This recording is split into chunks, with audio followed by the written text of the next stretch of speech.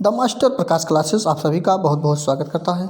तो आज हम पुनः अपने प्रैक्टिस सेट की श्रृंखला में अगला प्रैक्टिस सेट लेकर आप लोग के मध्य उपस्थित हुए, जिसमें उत्तर प्रदेश सुपर टेट के 150 प्रश्नों को कवर किया जा रहा है। ठीक, आप लोग हमारी प्रैक्टिस सेट को सॉल्व कर रहे हैं, तो उसी में ये अगला प्रैक्टिस सेट लेकर जो है आज आए हैं। तो चलिए इसको भी टॉपिक वाइज करेंगे और सबसे पहले हिंदी के 20 प्रश्नों को देखेंगे। तो आप लोग भी कमेंट करके अपने उत्तर को देते रहेंगे। ठीक, और चलिए देखते हैं देर न करते हुए। तो पहला प्रश्न है आपका जो कि हिंदी से है, पाश्चात्य का विपरीतार्थ बताना है। तो इसमें जो पाश्चात्य का विलोम शब्द या विपरीत क्या है ये बताना है इसमें। तो इसमें जो आंसर होगा कमेंट करके आप लोग बताते रहेंगे। तो पौर्वार्त होगा या पूर्वार्त होगा या पौर्वार्त होगा या पूर्वार्त होगा। तो इसका जो पाश्चात्य का विपरीत शब्द होगा वो ऑप्शन नंबर ए में जो दिया गया है पौर्वार्त, ये बिल्कुल सही हो जाएगा। ठीक, फर्स्ट ऑप्शन आपका सही होता है। नेक्स्ट पे चलते हैं। अगले प्रश्न में उन्मूलन का विलोम शब्द बताना है। तो उन्मूलन का उत्थान होगा या उत्कर्ष होगा या रोपण होगा या उन्नत होगा। कमेंट करके ABCD के रूप में जो है टाइप करें कमेंट बॉक्स में और बताएं कि कौन सा सही है। सही उत्तर को कमेंट करके बताते रहें आप लोग। तो चलिए देखते हैं कि इसका कौन सही होता है। तो उन्मूलन का मतलब होता है ख़त्म कर देना या उखाड़ देना, और रोपण का मतलब होता है लगाना। तो ऑप्शन नंबर सी इसका बिल्कुल सही हो जाएगा। ठीक, नेक्स्ट पे चलेंगे। नेक्स्ट में पूछा जा रहा है महादेव का पर्यायवाची शब्द चुनना है। तो महादेव का जो पर्यायवाची शब्द होता है, देखते हैं क्या होगा। गरुड़ध्वज होगा, नारायण होगा या चंद्रशेखर होगा या विश्वंभर होगा। तो चलिए बताइए कमेंट करके क्या सही होता है इसमें। तो इसमें जो सही हो जाएगा वो आपका गरुड़ध्वज सही हो जाएगा। महादेव का पर्यायवाची है गरुड़ध्वज। ऑप्शन नंबर ए बिल्कुल सही होगा। नेक्स्ट है तत्सम शब्द बताना है इसमें। तो चारों ऑप्शन में तत्सम शब्द कौन है, अटारी है या आहिर है या आँख है या अखिल है। तो बताइए कौन सा सही होता है। तो इसमें ऑप्शन जो सही हो जाएगा वो आपका डी ऑप्शन अखिल ऑप्शन जो है बिल्कुल सही हो जाएगा, डी। नेक्स्ट की तरफ बढ़ेंगे। तृण की ध्वनियाँ क्या हैं, ये जो ऑप्शन लिखा गया है, ये लिखा गया है तृण, इसकी ध्वनि क्या है ये बताना है। तो इसकी ध्वनि जो हो जाएगी वो आपकी ओता के नीचे हलंत हो जाएगा और प्लस री हो जाएगा। तो ऑप्शन नंबर फर्स्ट में जो दिया गया है यही इसकी ध्वनियाँ होगी। ठीक, ऑप्शन नंबर ए इसका बिल्कुल राइट आंसर हो जाएगा। नेक्स्ट की तरफ बढ़ते हैं। तो इसमें पूछा जा रहा है टा वर्ग के जो शब्द व्यंजन हैं वो किस प्रकार के व्यंजन हैं ये बताना है। कंठस्थ हैं, तालव्य हैं या मूर्धन्य हैं या दंत हैं। कमेंट करके बताइए कौन सा इसका सही हो जाएगा। ठीक, ये स्पर्शी व्यंजनों के अंतर्गत आता है और स्पर्शी व्यंजनों की संख्या बात करते हैं तो 25 होता है। ठीक, सभी लोग जानते हैं। ठीक, तो इसमें कौन सा सही होगा बताइए कमेंट करके। तो ये टा वर्ग जो व्यंजन होते हैं ये मूर्धन्य कहलाते हैं। ऑप्शन नंबर सी बिल्कुल सही हो जाएगा आपका। नेक्स्ट की तरफ बढ़ेंगे। खास शब्द जो है ये किस प्रकार का जो है व्यंजन है, अघोष व्यंजन है, अल्पप्राण व्यंजन है, घोष व्यंजन है या विवृत है। तो इसमें जो ऑप्शन सही हो जाएगा वो आपका ये अघोष व्यंजन है। ऑप्शन नंबर ए इसका राइट आंसर हो जाएगा। अगले प्रश्न की तरफ बढ़ते हैं। अगले प्रश्न में पूछा जा रहा है कि हिंदी भाषा के अतिरिक्त कौन सी भाषा देवनागरी लिपि में लिखी गई है। अगर हिंदी भाषा को छोड़ देते हैं तो और ऐसी कौन सी भाषा है जो देवनागरी लिपि में लिखी गई है। पंजाबी है, मराठी है, उर्दू है या इनमें से कोई नहीं है। कमेंट करके बताइए फटाफट सही उत्तर को।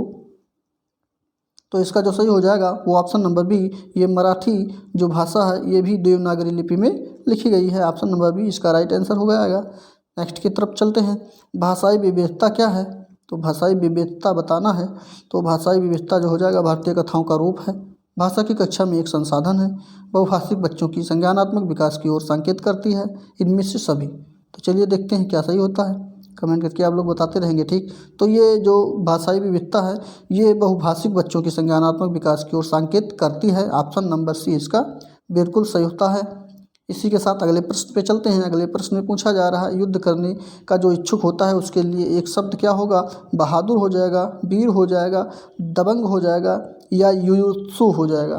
तो इसमें जो ऑप्शन सही हो जाएगा वो आपका क्या होगा कमेंट करके बताइए। जो युद्ध करने का इच्छुक होता है उसको क्या कहा जाता है एक शब्दों में।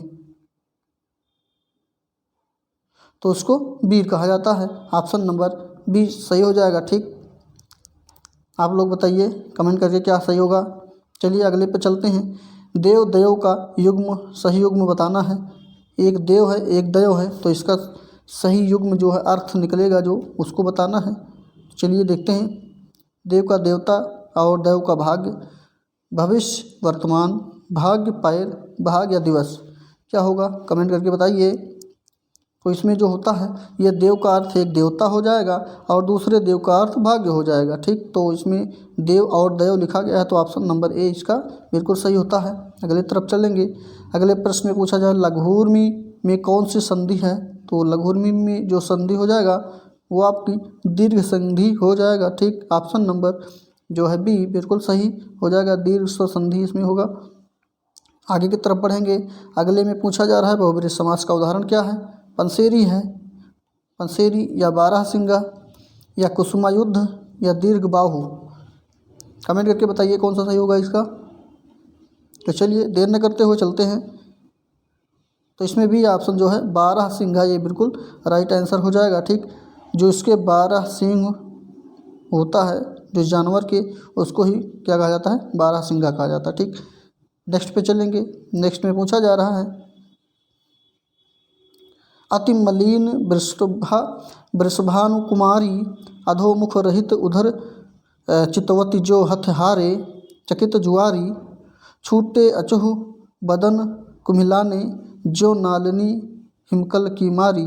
इस पंक्ति में कौन सा रस है, तो रस पूछा जा रहा है। तो चलिए देखते हैं इसमें कौन सा रस है। तो इसमें ऑप्शन नंबर सी जो है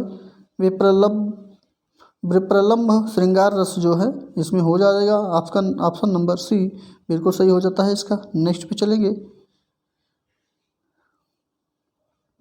मुख होई वाचाल पंगु चढ़े गिरवर गहन जा सुकृपा सुदयाल द्रबहु सकल कलिमल दहन, ये ऑप्शन में जो सही होता है। इसमें पूछा जा रहा है कौन सा छंद है, तो इसमें कौन सा छंद है देखते हैं। सोरठा है, चौपाई है, दोहा है या बरवा है। ये भी अगर आप लोग हमारे प्रैक्टिस सेट को बराबर देख रहे हैं तो इसके पहले वाले प्रैक्टिस सेट में भी ये क्वेश्चन जो है मिला रहा होगा आपको। और ऐसे ही अगर हमारे प्रैक्टिस को बराबर कर रहे हैं तो क्वेश्चनों जो हैं, क्वेश्चनों की संख्या लगभग परीक्षाएं में जो है मिल जाएंगी देखने को आपको।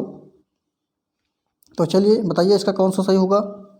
तो इसमें ऑप्शन नंबर ये पहला जो है सोरठा बिल्कुल सही हो जाएगा। इसमें सोरठा छंद है।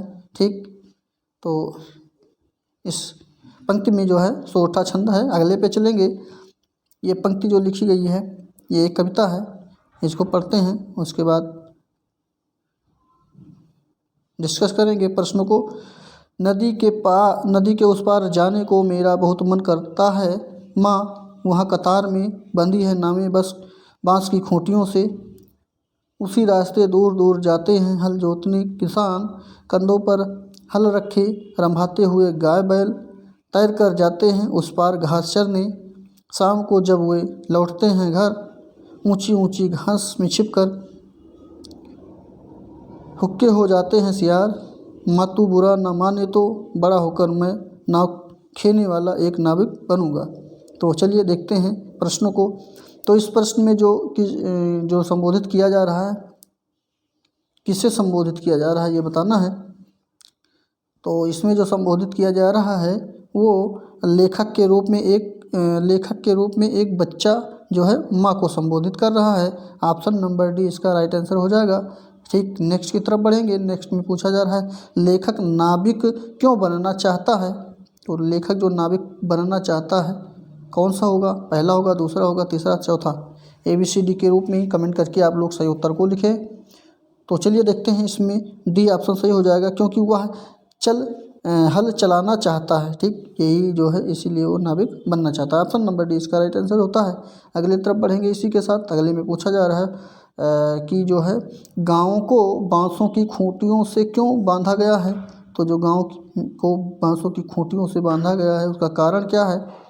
तो उसका कारण जो है वो बांसों की खूंटियाँ जो हैं पानी में तैरती रहती हैं, इसीलिए जो है इसको बांधा गया है। ऑप्शन नंबर बी इसका सही हो जाएगा। नेक्स्ट, माँ तू बुरा ना माने तो, इस पंक्ति जो है यह पंक्ति किस ओर संकेत करती है। माँ तू बुरा ना माने तो, ये जो संकेत कर रही है पंक्ति ये इस तरफ कर रही है कि जो है लेखक माँ के संवेगों का ध्यान रखता है। ऑप्शन नंबर सी हो जाएगा इसका। ठीक, अगले तरफ चलेंगे। पंक्ति में पुनरुक्त शब्द जो है इसका कौन सा युग्म हो जाएगा। पुनरुक्त का तात्पर्य है कि जिसमें जो है रिपीट हुआ है शब्द, उसी को पुनरुक्त कहा जाएगा। ठीक, तो इसमें ऑप्शन नंबर बी जो है ऑप्शन बी सही हो जाएगा। जैसे गाय बैल जो है इसी के पुनरुक्त करेंगे। पुनरावृत्ति होती तो दूर दूर होता, पुनरावृत्ति दूर दूर ऊंची ऊंची। ठीक, इसमें ऑप्शन नंबर बी आपका राइट आंसर हो जाएगा। नेक्स्ट इस तरफ बढ़ेंगे तो नेक्स्ट में जो है हमारा इंग्लिश का है। इंग्लिश में इंग्लिश के मास्टर सर के द्वारा जो है इसको आपको बताया जाएगा जब पढ़ाया जाएगा तो, लेकिन हम इसके ऑप्शन को आप लोग को बता दे रहे हैं। ठीक, आप लोग इसको देख लीजिएगा। अगर यहीं सेल करना चाहते हैं तो यहीं सेल कर लीजिए, अन्यथा जो है हमारे टेलीग्राम जो है द मास्टर प्रकाश क्लासेस के नाम से हमारा टेलीग्राम है, वहाँ से जा कर के आप लोग PDF को लोड कर लें और वहाँ से इसको हल करें। तो चलिए इसमें हम आप लोग को जो ऑप्शन सही है उसको बता देते हैं। ठीक, तो इसका ऑप्शन जो सही होता है ये पहला ऑप्शन सही हो जाएगा। अगले पे चलेंगे 22 नंबर में जो सही होगा वो आपका ऑप्शन नंबर डी सही हो जाएगा। नेक्स्ट है 23 में जो सही हो जाएगा वो आपका डी सही हो जाएगा। 24 पे चलेंगे, 24 में जो सही हो जाएगा वो आपका सी सही हो जाएगा। नेक्स्ट है 25 नंबर में जो सही हो जाएगा वो आपका ए सही हो जाएगा। नेक्स्ट ये जो है आपका पैसेज है, पैसेज को पढ़ना है, पहला है, दूसरा है, तीसरा है, चौथा है। ठीक, आप लोग इसको यहीं से ही पढ़ लें, चाहे वीडियो को रोक करके, चाहे जो है क्या कहते हैं टेलीग्राम से जा करके इसके PDF को लोड करके वहाँ से पढ़ें। ठीक, तो 26 के प्रश्नों को देखते हैं तो इसमें ऑप्शन जो सही हो जाएगा वो डी सही हो जाएगा। 27 में जो सही होता है वो भी डी सही हो जाएगा। नेक्स्ट की तरफ बढ़ेंगे। 28 में जो पूछा जा रहा है वो बी पूछा जा रहा है, बी सही हो जाएगा। 29 में जो सही होगा वो भी डी सही हो जाएगा। नेक्स्ट आप लोग के कमेंट जो है हमको मिले हैं जिसमें कहा गया है कम से कम आंसर को ही तो बता दिया करें। इसी प्रकार से हम जो है ऑप्शन को बता दे रहे हैं क्वेश्चन को। ठीक, आप लोग पढ़िए और इसके आंसर को ध्यान दीजिए। चलिए 30 नंबर में जो सही हो जाएगा वो आपका डी ऑप्शन सही हो जाएगा। इसी प्रकार संस्कृत के भी प्रश्नों के उत्तर को देख लेते हैं। आवाम बायुयायेन, आगे जो स्पेस लिखा गया है यहाँ पे फिल करना है, तो इसमें जो फिल हो जाएगा वो आपका क्या फिल होगा देखते हैं। तो इसमें ऑप्शन नंबर ए गच्छावा, ये ऑप्शन ए जो है यहाँ पे फिल होगा। ठीक, अगले तरफ चलेंगे अगले प्रश्न पे। तो अगले प्रश्न पूछा जा रहा है छात्रः, उसके बाद फिर स्पेस है सह विद्यालय गच्छति, तो इसमें जो पिता है सह हो जाएगा, ये ऑप्शन नंबर सी सही होगा इसका। नेक्स्ट है गम धातु जो है ये लोट लकार प्रथम पुरुष द्विवचन का रूप है, तो इसमें क्या हो जाएगा ये इसमें बताना है चारों में। तो चलिए आप लोग भी बताते रहें भाई कमेंट बॉक्स में कि कौन सा सही होगा इसका। तो इसमें ऑप्शन नंबर ए जो है बिल्कुल सही हो जाएगा, गच्छ। नेक्स्ट है रमा शब्द जो है ये आपका चतुर्थी एकवचन का क्या रूप होगा, तो ये चतुर्थी एकवचन का जो रूप होगा ये आपका देखते हैं ऑप्शन नंबर ए में जो रमाय लिखा है ये हो जाएगा। नेक्स्ट की तरफ बढ़ेंगे। यदि कश्चित् छात्र अध्यापकीय वचनम नानुपालयति तर्हि किं करणीयम, इसमें चारों ऑप्शन कौन सा सही होगा, तो इसमें जो सही होता है वो आपका भी ऑप्शन सही हो जाएगा। ठीक, शारीरिक रूपेण दंडनीय। नेक्स्ट पे बालक विकास दृश्यायाः प्राथमिक स्तरीय शिक्षा मध्यमा भवते, तो चलते हैं इसका ऑप्शन देखते हैं, बी सही हो जाएगा मातृभाषा। ठीक, नेक्स्ट पे स्वविचारान बोधगम्यान कर तु शिक्षका, तो इसमें जो ऑप्शन सही होता है 37 नंबर में ऑप्शन नंबर ए आपका यहाँ पे सही हो जाएगा, जो कि विभिन्नान प्रश्नान पृच्छेत। नेक्स्ट है अध्यापकीयाम सामान्य ज्ञानम वर्धयति असौ, इसका जो राइट आंसर हो जाएगा वो आपका ऑप्शन नंबर ए छात्रा हो जाएगा। नेक्स्ट की तरफ बढ़ेंगे। नेक्स्ट प्रश्न में पूछा जा रहा है छात्र कम गुणम वीक्ष्य अध्यापकम सम्मानयन्ति, तो इसमें जो सही होता है वो आपका ऑप्शन नंबर सी बिल्कुल राइट आंसर हो जाएगा, जो कि कर्तव्य निष्ठाम ऑप्शन नंबर सी सही होता है। नेक्स्ट की तरफ बढ़ेंगे। इसी के साथ अगले में पूछा जा रहा है भौतिक व्यायाम द्वाराणि भवन्ति सर्वत्र सूक्तिरियं कुत्र प्राप्यते। तो इसका जो ऑप्शन सही होता है वो 40 नंबर में ऑप्शन नंबर ए प्रतिमान टके सही हो जाएगा। नेक्स्ट पे चलेंगे, विज्ञान के प्रश्नों को देखते हैं। ठीक, चलिए विज्ञान के प्रश्न पे हम लोग जिक्र करेंगे। तो इसमें पूछा जा रहा है कि तो जिसमें सबसे अधिक अणु हैं वो कौन सा है। तो इसमें सबसे अधिक अणु जिसमें हैं वो 1G, कहाँ पे 1G तो सब में है। ठीक, और CH4 ये ऑप्शन नंबर सी जो कि है, इसमें अणुओं की संख्या अधिकतम है क्योंकि इसमें हाइड्रोजन की संयोजकता कितनी है, 4 है। सभी लोग देख रहे होंगे हाइड्रोजन की संयोजकता कितनी है, 4 है। ठीक, यहाँ पे और शेष सभी में कितने हाइड्रोजन की संयोजकता है, केवल 2 ही है, इसमें 2 है। ठीक, इसलिए ये जो है इसकी अणुओं की संख्या अधिक हो जाएगी। तो ऑप्शन नंबर सी इसका राइट आंसर होगा। नेक्स्ट पे बढ़ेंगे। तो इसमें 1.0 ओम और 0.5 ओम तथा 0.25 ओम के प्रतिरोध श्रेणी क्रम में जुड़े हैं। तो इनका तुल्य प्रतिरोध क्या होगा। तो इनका जो तुल्य प्रतिरोध हो जाएगा वो देखते हैं क्या होता है। तो चलिए, इसमें ये जो R का मान हो जाएगा आप लोग जानते ही होंगे, और श्रेणी क्रम की बात किया जा रहा है तो इसमें R बराबर होता है R1 plus R2 plus R3। ठीक, ये सभी लोग फार्मूले को जानते हैं। तो इसमें तीनों को जोड़ लेंगे तो 1.5 प्लस 0.05 प्लस अगले पे जो लिखा गया है 0.225। ठीक,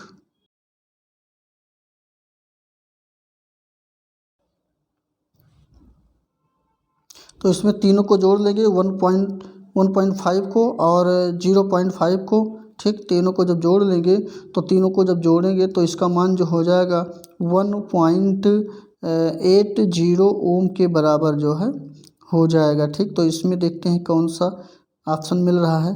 तो इसमें जो मिल रहा है ऑप्शन नंबर ए बिल्कुल मिल रहा है, ये वाला सही हो जाएगा। नेक्स्ट की तरफ बढ़ेंगे।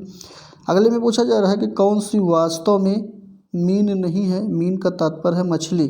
ठीक, कौन सी मछली नहीं है, चारों ऑप्शन में दिया गया है। फुफ्फुस मछली और रजत मछली या बिल्ली मछली, कुत्ता मछली। इसमें कौन सी मछली नहीं है ये बताना है। 3 मछली के प्रकार है, एक नहीं है। तो रजत मछली कोई जो है मछली नहीं होती, जो कि ऑप्शन नंबर ए में, माफ़ कीजिएगा, बी में दिया गया। ठीक, ये मछली नहीं है, बाकी तीनों क्या हैं, मछली हैं। ठीक, फुफ्फुस मछली, समुद्री घोड़ा, डॉग फिश या कैट फिश आदि जो है ये मत्स्य वर्ग में ही आते हैं। ठीक, तो ऑप्शन नंबर ए इसका भी सही होगा। अगले तरफ बढ़ेंगे। कैलेमाइन किस धातु का अयस्क है। तो कैलेमाइन जो अयस्क है वो किस धातु का अयस्क है ये बताना है। तो इसमें सी ऑप्शन जिंक का ये अयस्क है। ठीक, और जिंक, ये जो जिंक के 3 अयस्क होते हैं। ठीक, जिसमें कैलामाइन आएगा और इसी को कैलेमाइन के नाम से या कैलामीन के नाम से भी जाना जाता है, और दूसरा जो है जिंकाइट है और तीसरा जिंक ब्लाइड है। ठीक, 3 प्रकार के इसके अयस्क होते हैं। तो चलिए अगले पे चलते हैं। किसमें पर्णाभ पर्व होता है। तो पर्णाभ पर्व किसमें होता है ये बताना है। तो इसमें जो सही हो जाएगा देखते हैं कौन सा सही होगा। ऑप्शन कमेंट करके आप लोग बताते रहें। तो इसमें ऑप्शन नंबर डी एस्परेगस जो है ये इसका जो है पर्णाभ पर्व होता है। ठीक, नेक्स्ट है, कौन सा ऊतक शरीर के विभिन्न भागों में फैला होता है तथा शरीर के विभिन्न भाग को बनाता है। तो इसमें संयोजी ऊतक हो जाएगा, या पेशीय ऊतक होगा, या तंत्रिका ऊतक होगा, या एपिथीलियम ऊतक हो जाएगा। बताइए कमेंट करके कौन सा सही होता है। तो इसमें संयोजी ऊतक जो होता है इसी के कारण जो है हमारे शरीर के विभिन्न भागों में जो है फैला हुआ है ये, और इसी के कारण जो है विभिन्न भाग को ये बनाता है। ठीक, नेक्स्ट में पूछा जा रहा है कि कौन सा यौगिक है। तो पेट्रोलियम, मिट्टी का तेल, दूध या ग्लूकोज, कौन यौगिक है बताइए कमेंट करके। तो इसमें ग्लूकोज जो है ये आपका एक यौगिक है। ठीक, और एक कार्बनिक यौगिक है। इसका उपयोग जो है शराब बनाने, मिठाइयों या मुरब्बों के निर्माण में जो है इसे जो होते हैं इसके संरक्षित करने के लिए तथा औषधि के निर्माण में इसका प्रयोग किया जाता है ग्लूकोज का। ठीक, नेक्स्ट पे चलेंगे। न्यूनतम संभव ताप क्या है ये बताना है। तो न्यूनतम संभव ताप 0 अंश हो जाएगा, 0 अंश फ़ारेनहाइट हो जाएगा, या -273 डिग्री सेल्सियस हो जाएगा, या -273 केल्विन हो जाएगा। तो इसमें जो न्यूनतम ताप होता है वो -273 डिग्री सेल्सियस होता है। ऑप्शन नंबर सी जो है राइट आंसर होगा। नेक्स्ट है, एक एपिथीलियमी ऊतक जिसकी पतली चपटी कोशिकाएं एक दूसरे के किनारे से ऐसे जुड़ी होती हैं मानो पास पास सटे हुए हैं, टाइल्स लगे हैं, तो इसमें क्या पाया जाता है। चलिए ऑप्शन को देख रहे होंगे आप लोग, कमेंट करके बताइए क्या सही हो जाएगा। तो इसमें जो सही होगा वो ऑप्शन नंबर ए सही हो जाएगा। आमाशय का भीतरी आस्तर जो होता है यही जो है इसमें पाया जाता है। ऑप्शन नंबर ए सही होगा इसका। नेक्स्ट है, इनमें से कौन सी सांद्रण की एक विधि नहीं है। तो सांद्र की एक विधि नहीं है ये बताना है। तो चलिए कमेंट करके बताइए इसका कौन सा सही हो जाएगा। ये निस्तापन जो है ऑप्शन नंबर सी, ये एक सांद्रण की विधि नहीं है, बाकी तीनों सांद्र की विधियां हैं। ठीक, और सांद्र का तात्पर्य होता है हाथ से चुनकर या गुरुत्व पृथक्करण के विधि से, ठीक, या फिर प्लांग विधि, चुंबकीय सांद्र विधि का निच्छालन विधि है। यानी ये तीनों जो हैं ये क्या हैं, क्या कहते हैं, सांद्र अयस्क के जो हैं विधियां हैं। ठीक, नेक्स्ट है, गणित के प्रश्न पे चलते हैं। तो गणित के प्रश्नों के केवल हम ऑप्शन जिक्र करेंगे, आप लोग इसको हल करिएगा। ठीक, क्योंकि इस पर जगह नहीं है बताने का, तो इस पर एक दो दिन में जो है क्लासें आपको ली जाएंगी, तो बताया जाएगा वहाँ पे पूरी डिटेल के साथ। हम लोग भी जो है आपको डिटेल के साथ बताएंगे। तो इसमें ऑप्शन जो सही हो जाएगा, पहला ऑप्शन आपका सही होता है 51 नंबर में 1:2 के अनुपात में। अगला प्रश्न है 52 नंबर में, प्रश्न को पढ़िए उत्तर हम बताते हैं। तो इसमें जो 52 नंबर में सही होता है वो आपका बी ऑप्शन सही हो जाएगा 6। नेक्स्ट है 53 नंबर में, 53 में जो सही होता है वो सी सही हो जाएगा। नेक्स्ट है 54 में जो सही होता है वो भी सी सही हो जाएगा 3। नेक्स्ट है 55 में जो सही होगा वो डी है 16। नेक्स्ट की तरफ चलेंगे 56 में, तो 56 में जो सही होता है सी सही हो जाएगा। नेक्स्ट 57 में आप लोग को छोटा करके ऑप्शन दिखाते हैं पहले, चलिए दिख रहा होगा ऑप्शन आप लोग को। तो 57 में जो सही हो जाएगा वो आपका सी ऑप्शन सही हो जाएगा। ठीक, अगली तरफ बढ़ेंगे तो 58 नंबर में ऑप्शन सी सही हो जाएगा। ठीक, 6 यूनिट। नेक्स्ट है 59 में डी सही हो जाएगा, और 60 में जो सही होता है वो आपका सी सही हो जाएगा। ठीक, और 61 नंबर में डी सही हो जाएगा। 62 नंबर आप लोग को दिख रहा है, इसमें बी सही हो जाएगा। नेक्स्ट की तरफ चलते हैं 63 में जो सही होता है वो आपका सी सही हो जाएगा। आपके गणित के सर के द्वारा जो है उत्तर कुंजी को दिया गया है, उसी के माध्यम से हम बता रहे हैं, आप लोग हल करके जो है देख लीजिएगा। ठीक, नेक्स्ट पे चलेंगे 64 नंबर में बी सही हो जाएगा। 65 पे चलते हैं, तो 65 को भी आप लोग हल करिए और देखिए क्या सही होता है। इसमें आंसर को हम बता दे रहे हैं। तो 65 में जो सही होगा वो ऑप्शन बी सही हो जाएगा। नेक्स्ट है 66 में जो सही होता है डी सही हो जाएगा इन सभी से। ठीक, नेक्स्ट 67 में जो सही होता है वो सी हो जाएगा।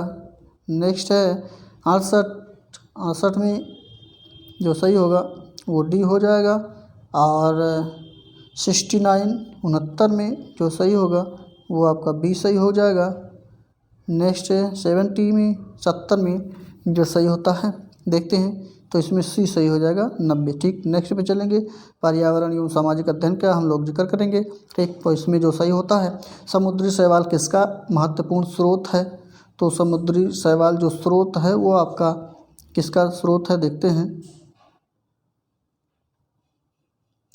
तो समुद्री शैवाल आयोडीन का महत्वपूर्ण स्रोत है। इसकी कमी से ही शरीर में क्या होता है, हमारे घेघा नामक जो है रोग हो जाता है, जिससे थायराइड ग्रंथियों में जो है सूजन आ जाती है। तो जिसको गला सूजा होता है तो उसी को जो है घेघा रोग कहा जाता है।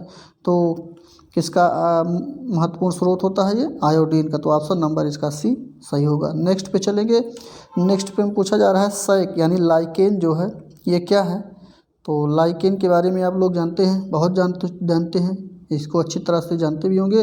तो इसमें सहजीवी लाइकेन जो है ये सहजीवी है और पर्यावरण प्रदूषण का सूचक भी है ये, ठीक। और ये जो है जंतुओं या पौधे जो साथ रहकर एक दूसरे को लाभ पहुंचाते हैं उन्हीं को क्या कहा जाता है, सहजीवी कहा जाता है, ठीक। इसमें जिसमें क्या होता है, राइबोसोम जैसे जो है लाइकेन आदि प्रमुख हो जाते हैं। अगले पे चलेंगे। अगले में पूछा जा रहा है सीएनजी का ईंधन के रूप में किसमें इस्तेमाल होता है। तो सीएनजी में किसका इस्तेमाल होता है, वाहनों में, उद्योगों में, खाना बनाने में या वाहनों एवं उद्योगों दोनों में। बताइए कमेंट करके इसका कौन सा सही होगा। तो इसमें जो सही हो जाएगा वो आपका ऑप्शन नंबर डी सही हो जाएगा। वाहनों एवं उद्योगों दोनों में सीएनजी का प्रयोग होता है। और सीएनजी की फुल फॉर्म की बात करते हैं तो कंप्रेस्ड नेचुरल गैस इसका पूरा नाम है, ठीक। चलिए अगले प्रश्न पे चलते हैं। अगले प्रश्न में पूछा जा रहा है पर्यावरण जागरूकता का किसके साथ सृजन किया जा सकता है। तो पर्यावरण प्रदूषण का जो सृजन किया जा सकता है वो क्षेत्रीय भ्रमण के माध्यम से जो है किया जा सकता है। ऑप्शन नंबर बी बिल्कुल राइट आंसर हो जाएगा। जैसे क्षेत्रीय भ्रमण का तात्पर्य है कि जैसे चिड़ियाघर, पक्षी रिजर्व आदि उद्यानों में जो है जाके टहला जाए या घूमा जाए, ठीक। जिससे क्या कहते हैं, वास्तविक जगत में जो है उन्हें मानव तथा पर्यावरण के पारस्परिक संबंधों की समझने में सहायता मिल सके, ठीक। तो इसका भी ऑप्शन सही हो जाएगा। नेक्स्ट की तरफ पढ़ेंगे। एलपीजी का संक्षिप्त रूप क्या है। संक्षिप्त रूप का तात्पर्य है कि इसका पूरा नाम क्या है, यहाँ संक्षिप्त, ठीक। एलपीजी का पूरा नाम क्या है। तो एलपीजी का पूरा नाम जो होगा वो आपका हो जाएगा लिक्विफाइड पेट्रोलियम गैस, ठीक। क्या हो जाएगा, liquefied petroleum gas. Option number C बिल्कुल राइट आंसर हो जाएगा आपका। नेक्स्ट पे चलेंगे। एलपीजी जानते ही हैं आप लोग, जो घरों में, रसोई घरों में यूज होता है उसी को एलपीजी कहा जाता है। और अगर बात करते हैं एलपीजी में जो गंध आती है उसका क्या नाम है, या आप लोग कमेंट करके बताइए उसको क्या कहते हैं। नेक्स्ट है पृथ्वी पर पहुंचने से पहले ओजोन परत किन किरणों को अवशोषित करती है। तो ओजोन परत जो किरणों को अवशोषित करती है वो पराबैंगनी किरण होती हैं, ठीक। तो ऑप्शन नंबर सी में सही हो जाएगा। और ये पराबैंगनी किरणें जो होती हैं वो हमारे शरीर में जो है त्वचा कैंसर का कारण बनती हैं, ठीक। तो और ये ओजोन परत अगर बात करते हैं तो समतापमंडल में जो है पाई जाती हैं, ठीक। इसी के साथ चलती हैं। और अगर ओजोन की सांद्रता को किसी इकाई में मापा जाता है तो उसको डाप्सन में मापा जाता है, ठीक, डाप्सन। चलिए अगले पे चलते हैं। चमगादड़ स्तनधारी है तो क्यों है, ये पूछा जा रहा है इसमें। तो इसमें ये जो है बच्चे देते हैं, ठीक। तो ऑप्शन नंबर जो है डी इसका राइट आंसर हो जाएगा। इसी को चमगादड़ स्तनधारी के वर्ग में रखा गया है इसी के कारण। और ये जो है बच्चे को जन्म देती है और दूध भी पिलाते हैं, ठीक। तो ऑप्शन नंबर डी इसका सही हो जाएगा। नेक्स्ट पे चलेंगे। तो इसमें पूछा जा रहा है किस प्रकार की मृदा जल जो है पौधों द्वारा ग्रहण किया जाता है। तो ये सभी लोग जानते हैं। इसमें जो है केशिका जल के कारण जो है पौधे जो है जल को पूरे पौधे तक, पूरी शाखाओं तक पहुँचाते हैं, ठीक। तो इसमें ऑप्शन नंबर जो आपका सही होता है वो बी बिल्कुल राइट आंसर हो जाएगा। नेक्स्ट की तरफ चलेंगे। इसमें त्रिपिटक ग्रंथ किस धर्म से संबंधित है। बहुत अच्छा प्रश्न है। तो त्रिपिटक ग्रंथ जो संबंधित है वो आपका क्या कहते हैं, बौद्ध धर्म से संबंधित है। ये एक इसका महत्वपूर्ण ग्रंथ है बौद्ध धर्म का, ठीक। और ये बुद्ध की मृत्यु के बाद इनकी शिक्षाओं को संकलित कर 3 भागों में बांटा गया है।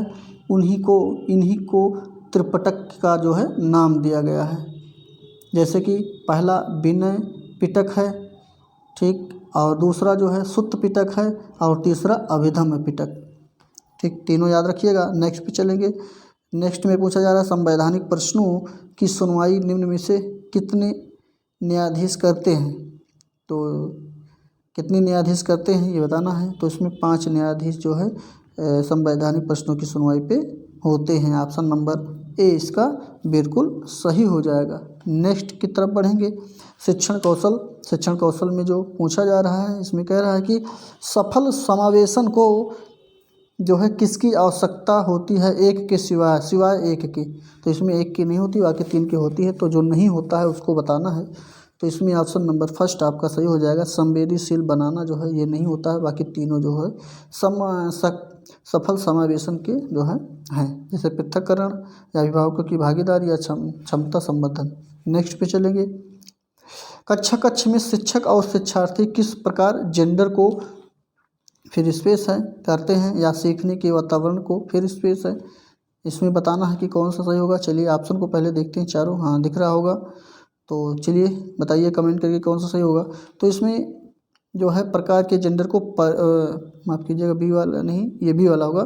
परिभाषित करते हैं यह सीखने के वातावरण को कम प्रभावी बनाता है। तो ऑप्शन नंबर बी जो है इसका बिल्कुल सही हो जाएगा। ठीक, नेक्स्ट है शिक्षण से अधिगम पर बल देने वाला परिवर्तन जो है वो क्या हो सकता है। तो चारों ऑप्शन आपके स्क्रीन पर है, ए बी सी डी है। कौन सा सही होगा बताइए कमेंट करके। तो चलिए देखते हैं इसका जो सही होता है।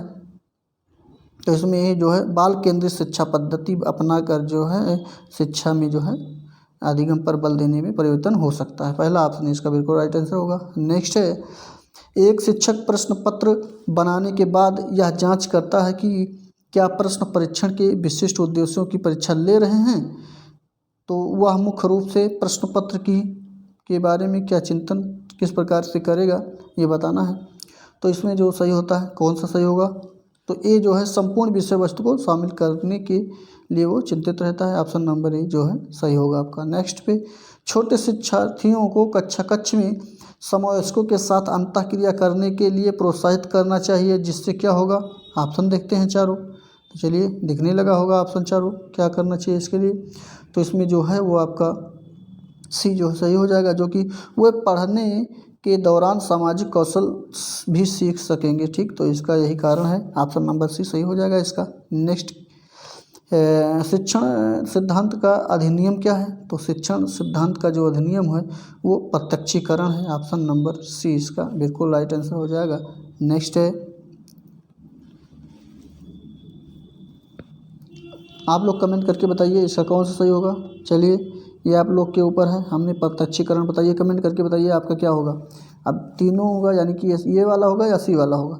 ठीक, कमेंट करके बताइए। तो हम जो है हमारे द्वारा ये प्रत्यक्षीकरण को बताया जा रहा है। अगले पे चलेंगे। अगले प्रश्न में प्रस्तावना प्रश्न का संबंध किससे है। तो प्रस्तावना जो प्रश्न होता है इसका संबंध किससे है। फर्स्ट ऑप्शन पूर्व ज्ञान से है, जो कि प्रस्तावना में आपको सारा मिल जाएगा। ऑप्शन नंबर ए इसका राइट आंसर। नेक्स्ट पे चलेंगे। केंद्रीय परीक्षा सुधार यूनिट के निर्माण का सुझाव जो है कब और किस आयोग द्वारा दिया गया था। तो इसमें जो दिया गया था वो राधाकृष्णन आयोग 1948 to 49 में दिया गया था। ऑप्शन नंबर सी बिल्कुल राइट आंसर हो जाएगा। प्राथमिक विद्यालय को स्थानीय संस्थाओं के अधीन करने का सुझाव किसका था। तो स्थानीय संस्थाओं के अधीन रहने का सुझाव जो दिया गया था प्राथमिक विद्यालय को, वो हमारे जो है विलियम हंटर के द्वारा इसी कमीशन के द्वारा दिया गया था। ऑप्शन नंबर डी सही होगा इसका। नेक्स्ट है किस आयोग ने बहुउद्देशीय स्कूलों की स्थापना का सुझाव दिया। चलिए बहुउद्देशीय स्कूलों की सुझाव किसने दिया, किस आयोग के द्वारा दिया गया है। तो इसमें जो दिया गया है जो है आप लोग कमेंट करके बताइए। सैडलर आयोग था, योजना आयोग था, या मुदालियर आयोग था, या शिक्षा आयोग था। तो इसमें जो आयोग था वो आपका सी ऑप्शन सही हो जाएगा, जो कि मुदालियर आयोग होगा। नेक्स्ट पे चलेंगे। बाल मनोविज्ञान के प्रश्नों को देखेंगे। तो बाल मनोविज्ञान के प्रश्न है हमारे। मनोविज्ञान शिक्षा का आधारभूत विज्ञान है, ये कथन किसका है। तो ये कथन जो हो जाएगा वो आपका बी स्किनर साहब के द्वारा ये कथन को कहा गया था, जो कि मनोविज्ञान शिक्षा का आधारभूत विज्ञान है। नेक्स्ट पे चलेंगे। नेक्स्ट में पूछा जा रहा है कि आधुनिक मनोविज्ञान का अर्थ क्या है। तो आधुनिक मनोविज्ञान का जो अर्थ होता है आप लोग सभी जानते हैं, जो कि ऑप्शन नंबर डी में दिया गया है। व्यवहार का अध्ययन ही जो है मनोविज्ञान का अर्थ होता है। तो ऑप्शन नंबर डी बिल्कुल सही हो जाएगा। अगले प्रश्न पे चलेंगे। अगले प्रश्न में पूछा जा रहा है कि अक्षरों को हिंदी अक्षरों को बालक जो है किस आयु में पहचानने लगते हैं। तो बताइए किस आयु में बालक जो है हिंदी के अक्षरों को पहचानने लगते हैं? 3 वर्ष में, 4 वर्ष में, 5 वर्ष में, 6 वर्ष में? बताइए कमेंट करके कौन सा सही होगा इसका। सही उत्तर कमेंट बॉक्स में लिखिए। तो चलिए देखते हैं, इसमें 5 वर्ष की आयु में जो है बालक जो है हिंदी के अक्षरों को पहचानने लगते हैं, जो कि ऑप्शन नंबर सी में लिखा गया है। और तभी इसी 5 वर्ष के बाद अगले वर्ष में जो है बालक का जो है नामकरण हो जाता है। लगभग 5 वर्ष में ही बालक का नामकरण हो जाता है। ठीक, नेक्स्ट पे चलेंगे। बुद्धि लब्धि मापन के जन्मदाता कौन है? तो बुद्धि लब्धि मापन के जन्मदाता जो है वो टरमन साहब हैं। हमारे ऑप्शन नंबर सी में दिया गया है। ठीक, नेक्स्ट है एलेक्सिया क्या है? बहुत अच्छा प्रश्न है। एलेक्सिया जो है हमारे क्या है? ये पठन विकार है। ठीक, एलेक्सिया जो है ये पठन विकार है। पढ़ने में जो अक्षमता आती है उसी को एलेक्सिया कहा जाता है, और लिखने में जो अक्षमता आती है उसको डिस्ग्राफिया कहा जाता है। ठीक, और उसके बाद अगला क्या है?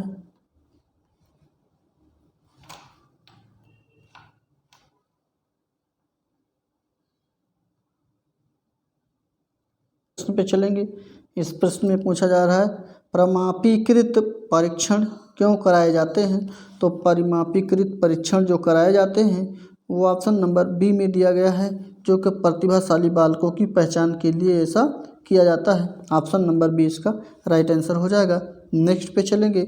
इस प्रश्न में पूछा जा रहा है कि जो है शिक्षा मनोविज्ञान की उत्पत्ति का वर्ष कौन सा माना जाता है? तो इसमें जो वर्ष माना जाता है वो आपका 97 में डी ऑप्शन ना 1900 माना जाता है शिक्षा मनोविज्ञान की उत्पत्ति का वर्ष। नेक्स्ट पे चलेंगे। पियाजे की औपचारिक संक्रियात्मक अवस्था बालक की किस आयु अवधि तक मानी जाती है? तो इसमें जो मानी जाती है वो ऑप्शन डी में दिया गया है, जो कि 11 से 15 वर्ष तक ये मानी जाती है। और पियाजे की ये अवस्था जो है वो चौथी अवस्था है। ठीक है, और इसी को आमूर्त अवस्था का भी नाम दिया गया है। तो चलिए अगले प्रश्न पे चलते हैं। अगले प्रश्न में पूछा जा रहा है कि अधिगम असशक्ता वाले किस प्रकार से या कहाँ किस में आते हैं, किस श्रेणी में आते हैं? तो इसमें जो अधिगम असशक्ता वाले आते हैं वो पहला ऑप्शन सही हो जाएगा, जो कि बच्चों को एक समान दिखाई देने वाले अक्षरों और वर्णों में भ्रम होता है। ठीक, यही जो है अधिगम असशक्ता के अंतर्गत आते हैं। ऑप्शन नंबर पहला इसका सही होगा। अगले पे चलेंगे 100 नंबर पे। तो 100 नंबर में पूछा जा रहा है कि जो है कौन सा कथन जो है विकास और अधिगम के बीच संबंध को सर्वश्रेष्ठ रूप से जोड़ता है? तो जो जोड़ता है वो अधिगम, पहले देखते हैं साहब। चलिए, तो इसमें पहला वाला जो है ये सही हो जाएगा, वो माफ़ कीजिएगा ऑप्शन डी सही हो जाएगा, जो कि अधिगम और विकास एक जटिल तरीके से अंतः संबंधी होते हैं। ठीक, इसका डी सही होगा। नेक्स्ट करंट अफेयर और समसामयिक की जो सामान्य ज्ञान से प्रश्नों को हम लोग देखेंगे। तो इसमें एयरफोर्स का सबसे छोटा कमीशन्ड जो है रैंक, कमिश्नर रैंक जो है कमीशन रैंक कह रहा है कि क्या है? तो सबसे छोटे पद पे जो होते हैं एयरफोर्स के कमीशन उसका रैंक क्या है ये बताना है। तो इसमें ऑप्शन ए सही हो जाएगा, उनको फ्लाइंग ऑफिसर कहा जाता है, फ्लाइंग ऑफिसर कहा जाता है। ऑप्शन नंबर ए सही होगा। नेक्स्ट है विश्व का सबसे बड़ा माइका उत्पादक देश। तो माइका उत्पादक देश जो सबसे बड़ा है विश्व का वो भारत है, अपना भारत है। ऑप्शन नंबर ए इसका राइट आंसर हो जाए। पूरे दुनिया की बात हो रहा है वे।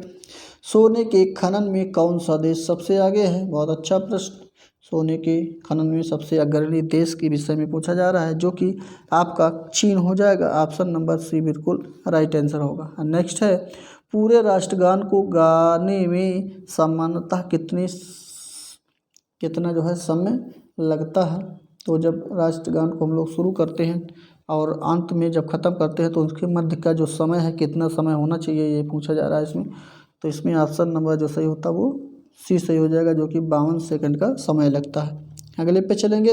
इंडियन एयरफोर्स की एक क्राफ्ट फ्लीट किसमें सम्मिलित है? तो जो सम्मिलित है वो डी उपयुक्त सभी सही हो जाएगा, जो कि ट्रांसपोर्ट फ्लीट और फाइटर और हेलीकॉप्टर फ्लीट सही हो जाएगा, जो कि ऑप्शन नंबर डी उपयुक्त सारे हो जाएंगे। ठीक, इसी के साथ अगले प्रश्न, मानस वाइल्ड लाइफ सेंचुरी कहाँ पे स्थित है? तो मानस जो स्थित है सभी लोग जानते हैं इसको, कौन सा सही होगा बताइए कमेंट करके। ये असम में सही है, असम में जो है स्थित है, असम राज्य जो है हमारा, इसी में जो है मानस वाइल्ड लाइफ सेंचुरी स्थित है, जिसको हम लोग जो है क्या कहते हैं, राष्ट्रीय उद्यान कहते हैं। मानस राष्ट्रीय उद्यान के नाम से भी जाना जाता है। ठीक, ऑप्शन नंबर ए इसका सही होगा। नेक्स्ट है, तमिलनाडु में अंतर्राष्ट्रीय हवाई अड्डा कौन सा है? तो तमिलनाडु में जो अंतर्राष्ट्रीय हवाई अड्डा है उसका नाम मीनाम्बकम कम ये जो है। ठीक, डी ऑप्शन इसका सही हो जाएगा। नेक्स्ट है, पृथ्वी कब सूर्य से न्यूनतम दूरी पर होती है? तो पृथ्वी जो सबसे कम दूरी पे होती है वो कब होती है सूर्य से, ये बताना है। तो इसमें जो है 3 जनवरी को ये होता है। ऑप्शन नंबर बी इसका राइट आंसर होगा। नेक्स्ट है, सिंधु घाटी सभ्यता का कौन सा स्थल सबसे पहले खोजा गया था? तो सबसे पहले खोजा जाने वाला स्थल जो कि सिंधु घाटी सभ्यता का है वो आपका हड़प्पा है। ऑप्शन नंबर ए जो है इसका सही होगा। नेक्स्ट है, कौन सी जलधारा ठंडी जलधारा है? तो जलधारा के विषय में बात किया जा रहा है, तो यहाँ पे जलधारा जो ठंडी जलधारा है वो आपका वेनेजुएला की जलधारा है, जो कि ठंडी जलधारा है। ठीक, नेक्स्ट है, बाकी सारे जो है गर्म जलधाराओं में आएंगे, जैसे कि गल्फ ऑफ स्ट्रीम और क्यूरोसियो और ब्राज़ील, ये सारे गर्म जलधारा हैं। बाकी वेनेजुएला जो है ये ठंडी जलधारा है। नेक्स्ट पे चलेंगे, दिल्ली सल्तनत कब से कब तक रही? तो दिल्ली सल्तनत जो रही है वो आपका 1206 ईस्वी से जो है 1526 ईस्वी तक रही है। ठीक, नेक्स्ट पे चलेंगे, खिलाफत आंदोलन की शुरुआत कब हुई थी? खिलाफत आंदोलन की शुरुआत जो हुई है वो 1920 में हुई है। ठीक, ऑप्शन नंबर इसका बी राइट आंसर हो जाएगा। लोधी वंश का कार्यकाल कब तक था? तो लोधी वंश का कार्यकाल जो रहा वो 1451 से जो है 1526 तक रहा है। ऑप्शन नंबर डी इसका राइट आंसर होगा। नेक्स्ट है, पन्ना लाल घोष क्या बजाते हैं? तो पन्ना लाल घोष जो बजाते हैं वो आपका बांसुरी वादक हैं। ये ऑप्शन इसका सही होता है। नेक्स्ट की तरफ बढ़ेंगे, लक्षद्वीप की राजधानी क्या है? लक्षद्वीप की राजधानी जो है हमारी, सभी लोग जानते हैं, ये हमारे भारत का एक द्वीप है। ठीक, तो इसकी राजधानी क्या होगी कमेंट करके बताइए। कवरत्ती हो जाएगी, आगत्ती होगी, या मिनिकॉय होगी, या कल्पेनी? तो इसमें ऑप्शन नंबर ई कावरत्ती जो है इसकी लक्षद्वीप की राजधानी है। ठीक, ऑप्शन इसका सही होगा। नेक्स्ट है, किसी अन्य व्यक्ति के द्वारा लिखे गए किसी व्यक्ति के जीवन चरित्र को क्या कहा जाता है? तो जो ये कहा जाता है उसको हम लोग जीवनी कहते हैं, जो कि ऑप्शन नंबर बी में आपका दिया गया है, सही हो जाएगा। नेक्स्ट, चक्रवात की क्या पहचान है? तो चक्रवात की जो पहचान होती है कमेंट करके बताइए। अचानक भारी बाढ़ का आना, लंबे समय से वर्षा का ना होना, मूसलाधार वर्षा होना, या विनाशकारी हवा और वर्षा। तो चक्रवात में क्या होता है ये बताना है। तो जब विनाशकारी हवा और वर्षा जो है तेज होती है तभी जो है चक्रवात जान लीजिए आने की संभावना होती है, चक्रवात आता है। ठीक, तो ऑप्शन नंबर जो है डी इसका राइट आंसर हो जाएगा। नेक्स्ट की तरफ चलते हैं। तो नेक्स्ट में पूछा जा रहा है कि जो है थर्ड वर्ल्ड शब्द जो है किसे इंगित करता है? थर्ड वर्ल्ड जो है किसे इंगित करता है ये बताना है। तो इसमें अविकसित और विकासशील देश जो हैं ये इन्हीं को जो है इंगित करता है। ऑप्शन नंबर बी इसका राइट आंसर हो जाएगा। फटाफट कर रहे हैं आप लोग, जो है केवल देखते रहें, ऑप्शन को पढ़ते रहें। ठीक, तो चलिए बात करते हैं अगले प्रश्न पे। तो अगले प्रश्न में पूछा जा रहा है, फरवरी 2012 में केंद्रीय विज्ञान और प्रौद्योगिकी मंत्रालय कौन थे? बहुत अच्छा प्रश्न है, बहुत पिछले प्रश्नों को पूछा जा रहा है, जो कि आप लोग को ध्यान होना चाहिए। तो चलिए देखते हैं। तो इसमें जो सही होता है वो ऑप्शन नंबर श्री विलास राव देशमुख, ये सामान्य ज्ञान का प्रश्न है, करंट अफेयर से मत जोड़िएगा इसको। ऑप्शन नंबर बी इसका राइट आंसर हो जाएगा। ये सारे प्रश्न जो अक्सर परीक्षाओं में पूछे जाने वाले प्रश्न हैं। चलिए अगले प्रश्न पे चलते हैं। पारादीप बंदरगाह कहाँ स्थित है? तो पारादीप बंदरगाह स्थित है जो वो उड़ीसा में स्थित है। ऑप्शन नंबर ए इसका बिल्कुल राइट आंसर सही होगा। नेक्स्ट है, पानीपत का द्वितीय युद्ध किस किस के बीच लड़ा गया। पानीपत का द्वितीय युद्ध जो लड़ा गया बाबर और राणा सांगा के मध्य लड़ा गया, या हुमायूं और शेरशाह के बीच लड़ा गया, या बैरम खां और हेमू के मध्य लड़ा गया, फिर सिकंदर और हुमायूं के मध्य लड़ा गया। तो कमेंट करके बताइए कि पानीपत का दूसरा युद्ध जो है किस किस के बीच लड़ा गया था। तो ये जो लड़ा गया था ये बैरम खां और हेमू के मध्य लड़ा गया था। ठीक, और बात करते हैं बैरम खान की। तो बैरम खां जो है हमारे वो अकबर के संरक्षक के रूप में भी जाने जाते हैं, जो कि इसमें सही होगा ऑप्शन नंबर सी। नेक्स्ट पे चलेंगे। वोट देने का अधिकार किसे नहीं है वे जो, तो वोट देने का अधिकार जिसे नहीं है वो मानसिक रूप से विक्षिप्त अगर होंगे तो भी जो है वोट नहीं दे सकते हैं। अगला दिवालिया व्यक्ति अगर है वो है तो भी वो जो है वोट नहीं दे सकता। दिवालिया का तात्पर्य है कि देश से निकाला गया हो। तो इसमें ऑप्शन नंबर ए और बी दोनों सही हो जाएगा, जो कि ऑप्शन सी में दिया गया है। नेक्स्ट है गाइड फिल्म में मुख्य अभिनेता कौन थे। तो ये गाइड फिल्म जो आई थी, गाइड नामक फिल्म, इसके अभिनेता कौन थे ये बताना है। तो इसमें सी ऑप्शन देवानंद जो है ये इसके मुख्य अभिनेता थे। ऑप्शन नंबर सी इसका राइट आंसर हो जाएगा। ब्राज़ील की आधुनिक राजधानी क्या है, बहुत अच्छा प्रश्न। तो ब्राज़ील की जो राजधानी है वो ब्रासिलिया है, जो कि ऑप्शन नंबर डी में है। नेक्स्ट, स्वतंत्रता दिवस कौन से दिन को है। 14 अगस्त को है, 15 अगस्त को, 30 जनवरी को है, या 11 नवंबर को। बताइए स्वतंत्रता दिवस जो है किस दिन को मनाया जाता है या है। तो इसमें जो सही होगा वो आपका भी 15 अगस्त को जो है हम लोग स्वतंत्रता दिवस के रूप में मनाते हैं। 15 अगस्त 1947 के दिन ही हमारा देश जो है आज़ाद हुआ था, और 14 अगस्त को एक दिन पहले जो है पाकिस्तान को आज़ादी मिली थी, मतलब आज़ाद किया गया था। ठीक, उसके बाद दूसरे दिन हम लोग। ठीक, नेक्स्ट प्रश्न पे चलेंगे। नेक्स्ट प्रश्न में पूछा जा रहा है किस भारतीय लेखक ने हिंदू प्लेराइट अवार्ड 2018 जीता है। तो इसमें जो जीता है उन्होंने any Zaidi, option number D इसका राइट आंसर होगा। नेक्स्ट है हाल ही में भारत सरकार के डिजिटल नॉर्थ ईस्ट विजन 2022 के तहत पूर्वोत्तर क्षेत्र में पहले इलेक्ट्रॉनिक्स विनिर्माण समूह का उद्घाटन किस शहर में किया गया था। तो इसमें जो किया गया था उस शहर का नाम है गुवाहाटी, ऑप्शन नंबर सी में दिया गया है, राइट आंसर हो जाएगा आपका। नेक्स्ट है कौन सा बैंक माइक्रो एटीएम के माध्यम से आधार आधारित यानी कि आधार आधारित लेन देन के लिए आयरिस प्रमाणीकरण जो है शुरू करने वाला भारत का पहला बैंक बन गया है। तो चलिए ऑप्शन को देखते हैं, उसके बाद बताते हैं कौन सा सही होगा। तो इसमें जो सही हो जाएगा वो आपका एक्सिस बैंक जो है सही हो जाएगा, इसी के कारण जो है हमारा आयरिस प्रमाणीकरण शुरू करने वाला भारत का पहला जो है बैंक बना है। नेक्स्ट है ब्राइबेल्ट गुजरात ग्लोबल सम्मेलन 2019 के 9वें संस्करण की थीम क्या थी। ब्राइब्रेंट गुजरात ग्लोबल, तो इसकी थीम जो रखी गई थी उसका नाम था shaping a new India, option number D जो है इसका राइट आंसर हो जाएगा। नेक्स्ट की तरफ चलते हैं। अगले में पूछा जा रहा है प्रसार भारती ने 2018 स्वतंत्रता दिवस कार्यक्रम के सीधे प्रसारण के लिए किस तकनीकी कंपनी के साथ करार किया, मतलब जो है साझा किया है। तो इसमें जो है वो गूगल के साथ जो है मिलकर इसको करार किया गया है, ऑप्शन नंबर 20 का राइट आंसर हो जाएगा गूगल। नेक्स्ट है ये आपका रीजनिंग से है, आप लोग इसको जो है पढ़िएगा, हम केवल सही उत्तर को बता देते हैं। ठीक, तो चलिए देखते हैं इसका कौन सा सही उत्तर हो जाएगा। तो 131 में ऑप्शन नंबर बी आपका राइट आंसर हो जाएगा, मिलाइएगा इसको।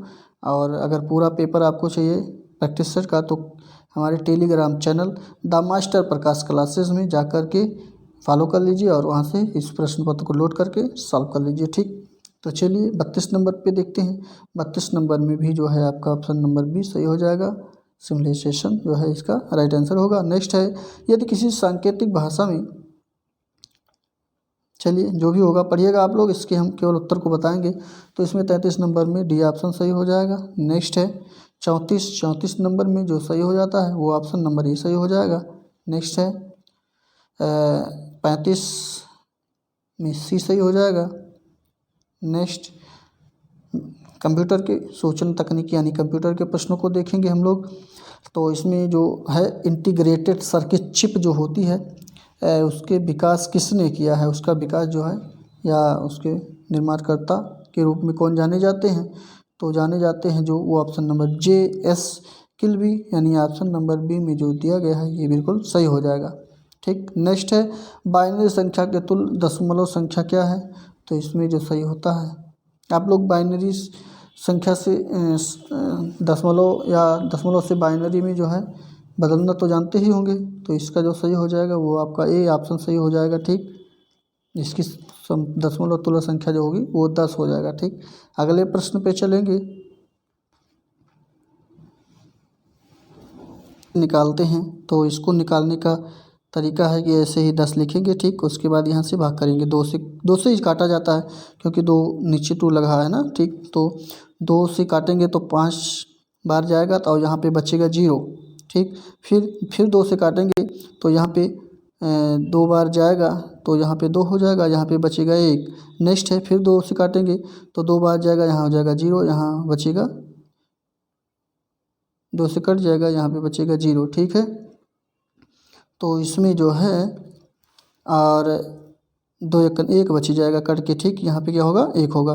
तो अगर हम लोग इसको लिखेंगे तो जब इसको लिखा जाएगा तो वो नीचे से लिखा जाता है यहाँ से। ठीक, यहाँ से जो है लिखना इसको शुरू करेंगे तो 1 फिर 0 फिर इसको लिखेंगे, फिर इसको लिखेंगे, फिर इसको लिखेंगे, 1 0 1 0। ठीक, इसी के रूप में ये लिखा गया है और यहाँ पे ऐसे लगा देंगे क्योंकि 2 से ही इसको डिवाइड किया जा रहा है।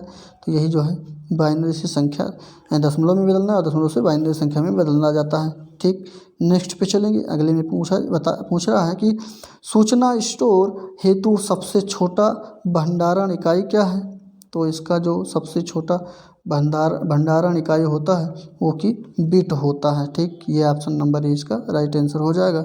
नेक्स्ट पे चलेंगे, डगलस सी एंजेलबर्ट ने माउस का आविष्कार कब किया था, तो अगर बात करते हैं माउस का आविष्कार किसने किया, तो डगलस सी एंजेलबर्ट के द्वारा जो है माउस का आविष्कार किया गया था। और सन पूछ रहा है तो सन जो आपका हो जाएगा वो 1964 बिल्कुल सही हो जाएगा, इसी में इसका आविष्कार हुआ है। लाइन प्रिंटर 1 मिनट में कितने चिन्ह छापता है, तो लाइन प्रिंटर जो 1 मिनट में चिन्हों को छापता है वो आपका 200 से लेकर 2000 तक के चिन्ह को छाप देता है। ऑप्शन नंबर 20 का राइट आंसर हो जाएगा। नेक्स्ट है जीवन कौशल और प्रबंधन एवं अभिवृद्धि, तो इसका पहला प्रश्न, एक शिक्षक को साधन संपन्न होना चाहिए, इसका अर्थ क्या है, इसका अर्थ यही है कि उसको डंडे की आवश्यकता नहीं है। ठीक है, अन्यथा आप लोग साधन संपन्न का तात्पर्य डंडे या मारने के साधन से समझ लें। तो इसका जो संबंध है इसका अर्थ जो है वो विद्यार्थियों के बीच उनकी प्रसिद्धि होनी चाहिए, यानी ऑप्शन नंबर डी जो है सही होगा इसका। अगले प्रश्न में चलते हैं। तो इसमें कक्षा में विद्यार्थियों की रुचि बनाए रखने के लिए एक शिक्षिका को क्या करना चाहिए, तो जो करना चाहिए वो प्रश्न पूछना चाहिए। ठीक, बच्चों से जो है प्रश्न पूछना चाहिए जिससे कि कक्षा जो है रुचिकर बन जाए। ऑप्शन नंबर डी इसका राइट आंसर हो जाएगा। अगले प्रश्न पे चलेंगे तो स्पेस है और उसके बाद है को अनुप्रेरित शिक्षण के एक संकेत के रूप में विवेचित किया जाता है, तो वो क्या है, तो इसमें जो वो है सी ऑप्शन सही हो जाएगा, जो कि विद्यार्थियों द्वारा प्रश्न पूछना ही विवेचित किया जाएगा। ठीक, नेक्स्ट है मानव जीवन का आधार क्या है, तो मानव जीवन का जो आधार है वो व्यवसाय है, जो कि ऑप्शन नंबर ए बिल्कुल राइट आंसर हो जाएगा। नेक्स्ट है सामाजिक पुरस्कार क्या है, सामाजिक पुरस्कार जो है ये आदर है, सम्मान है, प्रशंसा है और ये सभी हैं, यानी कि ऑप्शन नंबर डी इसका सही होगा। नेक्स्ट है आर्बकल के अनुसार परामर्श के कितने तत्व होते हैं, तो आर्बकल के अनुसार जो परामर्श के तत्व होते हैं वो आपके 2 होते हैं, 5 होते हैं, 3 होते हैं, 4 होते हैं, कमेंट करके बताइए। तो इसमें 3 होते हैं, जो कि ऑप्शन नंबर सी सही हो जाएगा। नेक्स्ट है नेतृत्व के किन पन्नों पर बल दिया गया है, तो नेतृत्व के जो बल दिया गया नेतृत्व के लिए उसको देखते हैं। तो ये ऑप्शन नंबर जो है आपका डी कार्य विद्या का ज्ञान एवं सिद्धांत, तो तीनों पे बल दिया गया है, तो उपयुक्त तीनों सही हो जाएगा, यानी उपयुक्त सभी सही होगा। नेक्स्ट है विद्यालय में बच्चों में शुरुआत से किस भावना का विकास किया जाता है, तो शुरुआत में जो भावना का विकास होता है उनके अंतर में जो होता है वो आपका सामाजिक न्याय की जो है विकास होता है। ऑप्शन नंबर डी इसका राइट आंसर हो जाएगा। नेक्स्ट है, यदि कुछ विद्यार्थी कक्षा में अध्ययन की चित्तवृत्ति में नहीं है तो आप क्या करेंगे। चलिए ऑप्शन को देखते हैं पहले। हाँ चलिए देखने लगा। तो इसमें जो देखते हैं, पहला सही होगा, दूसरा सही होगा, तीसरा सही, चौथा। तो इसमें जो सही हो जाएगा वो आपका चौथा ऑप्शन सही हो जाएगा, जो कि उनकी रुचि अथवा आप अपने विषय के अनुसार रुचिकर चीज़ें बताएंगे, इसी के कारण जो है अध्यापन चित्तवृत्ति जो है नहीं होगी। ठीक, नेक्स्ट पे चलेंगे। नेक्स्ट में पूछा जा रहा है कि एक अभिभावक आपसे विद्यालय में मिलने के लिए कभी नहीं आता है तो आपको क्या करना चाहिए। तो आप जो करेंगे वो बच्चों की उपेक्षा करेंगे, या अभिभावक को लिखेंगे, या आप स्वयं उनसे मिलने जाएंगे, या बच्चों को दंड देना शुरू करेंगे। इसमें जो है सबसे अच्छा जो है वो सबसे आपको आप स्वयं जो है उनसे मिलने जाएंगे, यही इसका राइट आंसर हो जाएगा। ठीक, और ये प्रैक्टिस सेट आपका समाप्त हो चुका है।